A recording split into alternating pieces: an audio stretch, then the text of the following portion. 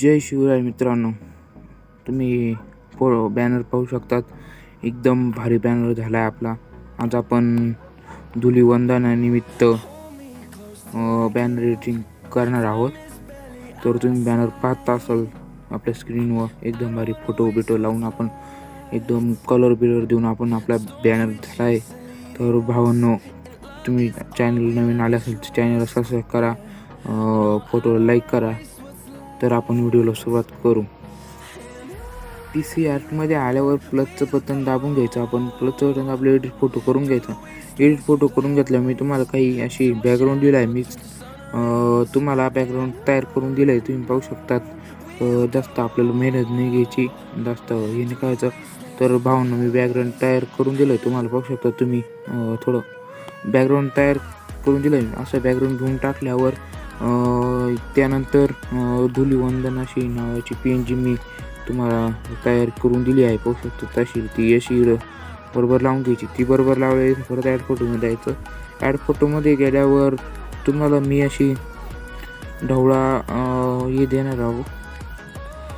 Texture आहे अशी ढवळी, असं पिवळी ती घ्यायची. नंतर इरेझरमध्ये जायचं. इरेझरमध्ये आल्यावर हे सगळं इरेज करून घ्यायचं. असं थोडंसं मधल्या भागच ठेवायचा. आपण मधला भाग करून ठेवून घ्यायचं थोडा. त्यानंतर हे वाढून घ्यायचं. त्याच्यानंतर इथे साईज अशी करून याला सेंट टू बॅक करून घ्यायचं. आणि त्याच्यानंतर ॲड फोटोमध्ये जायचं. परत ॲड फोटोमध्ये गेल्यावर तुम्हाला मी तुम्हाला अशी निमित्त शुभेच्छा अशी PNG दिली. त्याला आपण ओव्हरले करून घेऊ. ओव्हरले केल्यावर याला असे वाढून घ्यायचं. वाढून घेतलं परत ॲड फोटोमध्ये जायचं. ॲड फोटोमध्ये गेल्यावर अजून तुम्हाला मी अशी छोट्या मुलांची अशी खेळताना हे दिली. पाहू शकता ते अशी छोटी. परत डबल करून आपण इकडं लावून घ्यायची अशी एकदम भारी. थोडं खाली करून आपण लावून घ्यायची. त्याच्यानंतर परत ॲड फोटोमध्ये जायचं. ॲड फोटोमध्ये आल्यावर तुम्हाला मी तुम्ही आपल्या नावाचा लोगो घेऊन टाकू. असा लोगो घेऊन टाकायचा. असं घेऊन टाकल्यावर इथे लावून घेऊ आपण.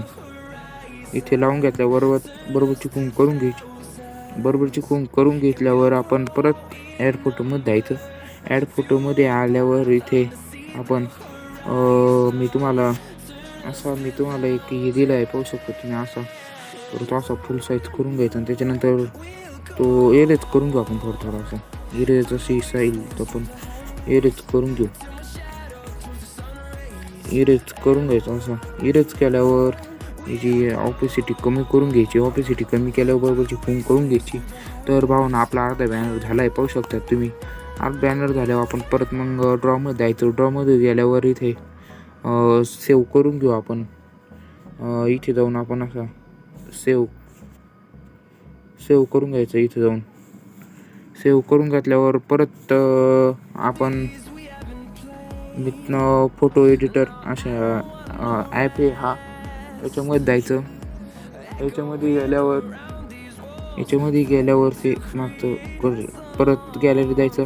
जो आपण सेव्ह केला होता तो घेऊन टाकू आपण. एक मिनिट असं घेऊन टाकू. ते घेऊन टाकल्यावर इथे परत टेक्स्ट असे नावाची चिडून आपण आपला फोटो घेऊन टाकू.